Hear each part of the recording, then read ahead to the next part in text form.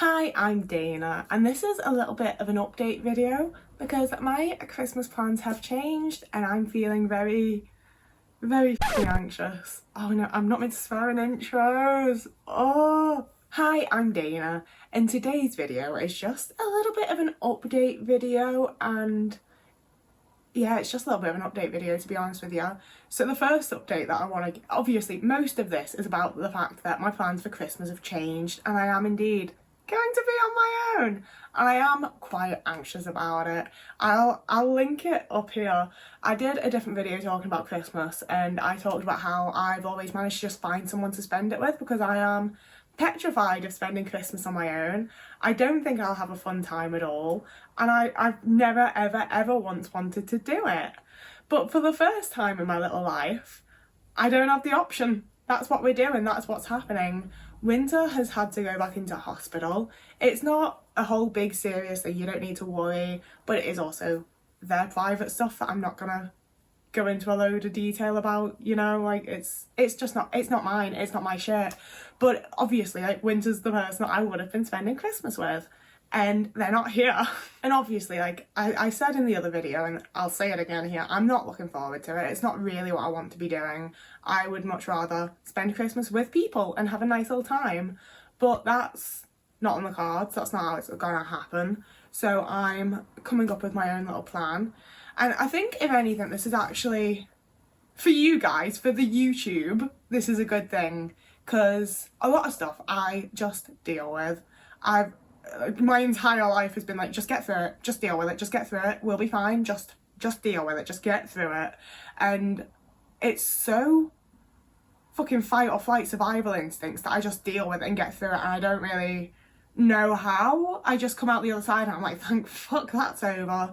So here you get to kind of see what my actual like coping and techniques are, and I sort of like, this is pretty much the first time that I'm making videos as I'm dealing with the thing and being like, okay, I have to do this thing I really don't want to do and you're just gonna have to come with me.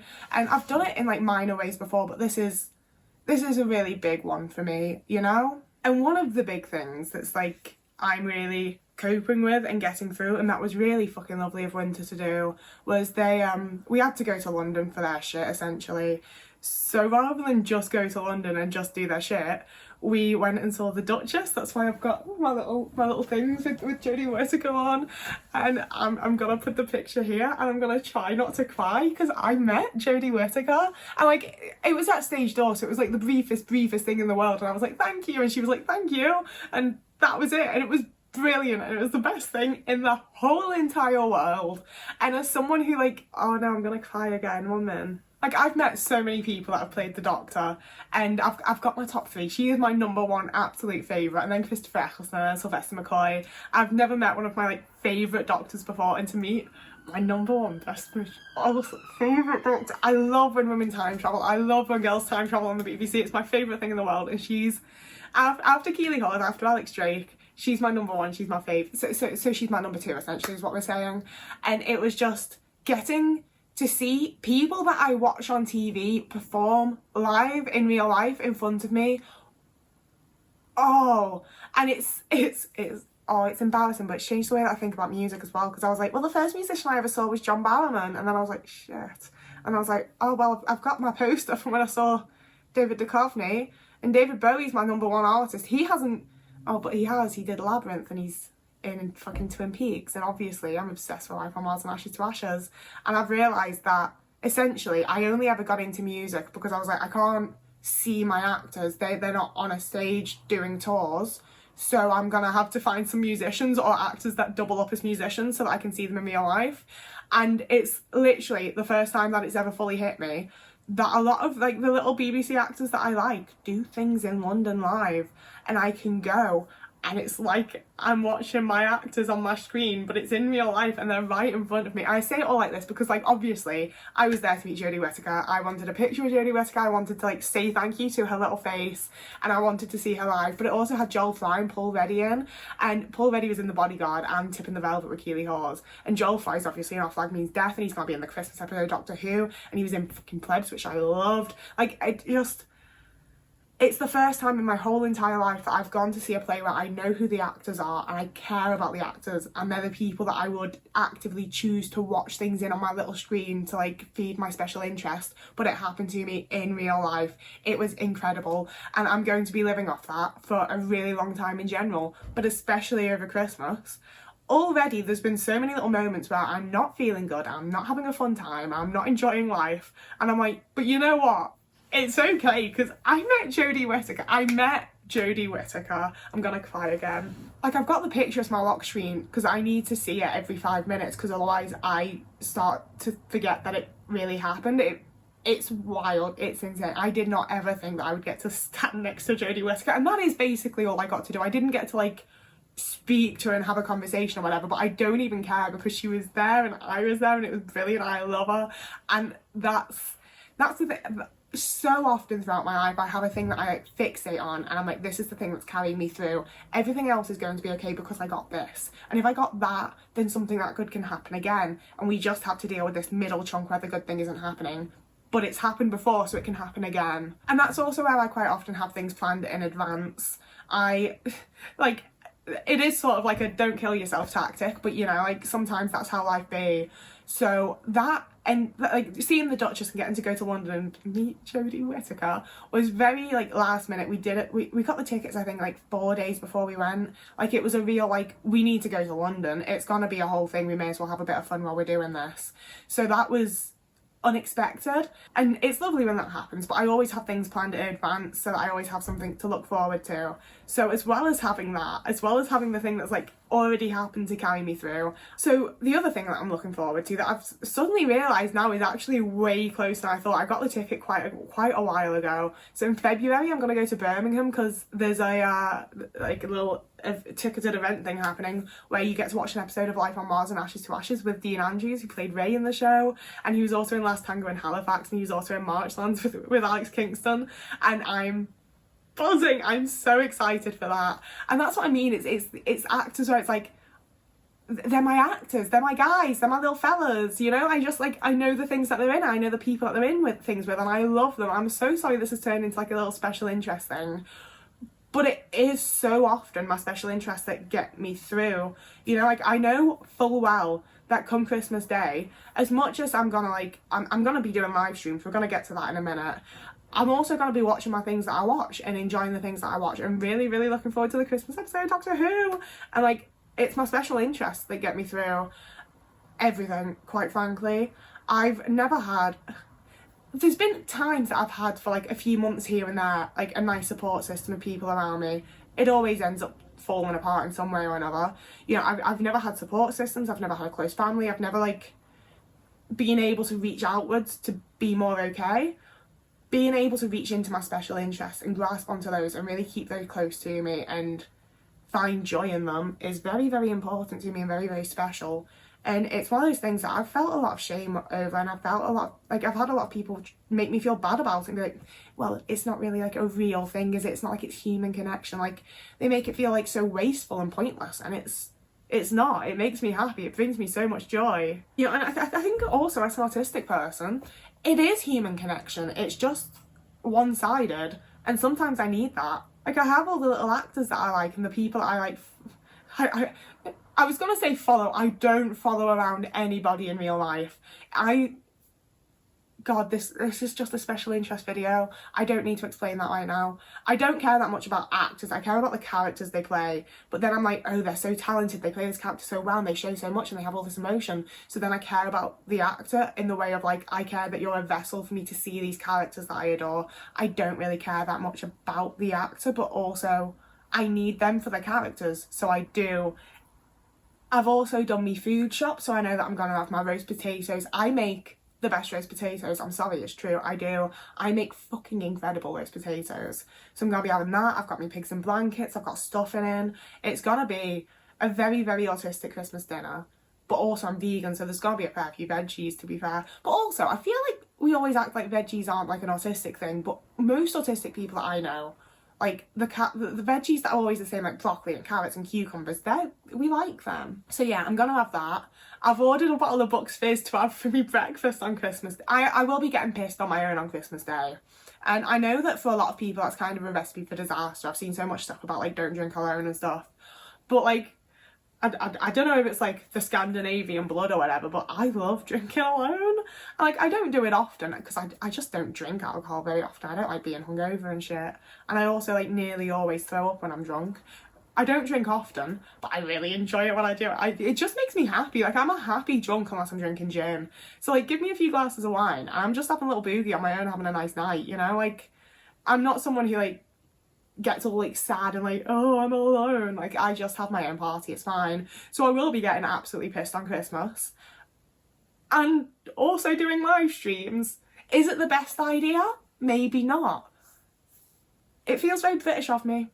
About the live streams though, which is actually the important part of this video, and I maybe shouldn't have left it to the last bit after going off about fucking Jodie Whittaker, but I met her and it was sick, guys. It was so cool. How can I not? I have to. But yeah, the live streams. Now, I was expecting to be with people, so I was gonna do like maybe an hour on Christmas Eve and like 2 hours on Christmas Day kind of thing. But I'm actually really looking forward to it. Like, when I first brought it up and people started actually saying they'd be interested, it shit me up a bit and I was like, oh no, maybe I shouldn't have suggested it. I don't know if I can be a person live on the internet, you know? But I don't know, so many of you, like I've been talking back and forth in the comments with for literal years, like getting to talk to you live time would be really, really nice. And I think that it'll be a really nice little way for me to feel like I am actually spending time with people on Christmas Day, as well as like really getting you guys as individual people, you know? Obviously when you're commenting and when like I see numbers and stuff, I'm aware that like each of them are an individual person. I like that I get like to see a bit of your personality and stuff in comments.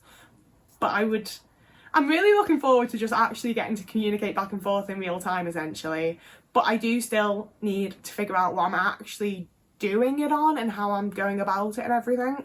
So I'm very lucky at the minute, to be fair, and a couple of people have messaged me out offering help and saying like, so that's my thing. Today I'm figuring out the live stream properly after I've posted this and everything. So my current plan is that I think I'm going to do probably 2 hours morning and 2 hours evening. Christmas Eve, Christmas Day and Boxing Day. That's currently my thoughts. I don't know. It will depend on how the first few go, I think. It will depend on how many people show up.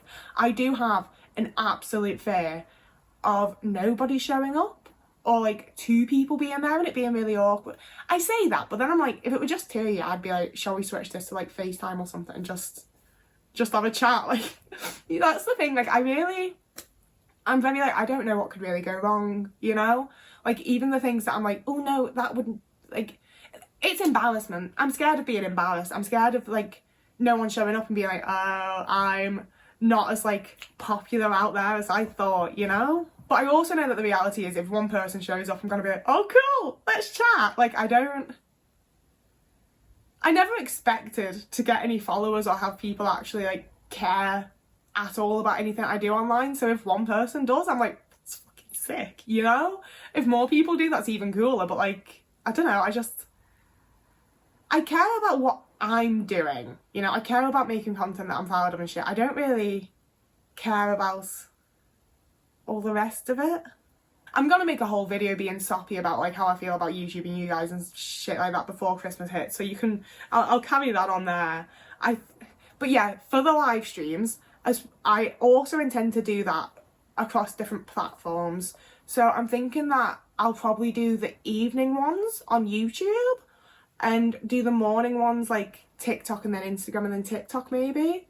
They're the only like social media things that I use, so it's going to be on those, I'm sorry. So if you're at all fucking interested in the live streams, please do let me know. If you wanted to comment what kind of times would be best, because obviously like we're not all in the UK, that's where I'm also thinking doing morning and evening. It's gonna line up with times for other people at some point, hopefully. I think I'm gonna do a poll on both, like, there's like a YouTube community page that I have that's, I don't know how you find it, to be honest with you, and I get very limited interaction there, but I'm going to put a poll there asking about times and like what platform, and I will probably do the rest of asking and putting things out on my Instagram stories. I use my Instagram stories a lot. I really enjoy Instagram stories.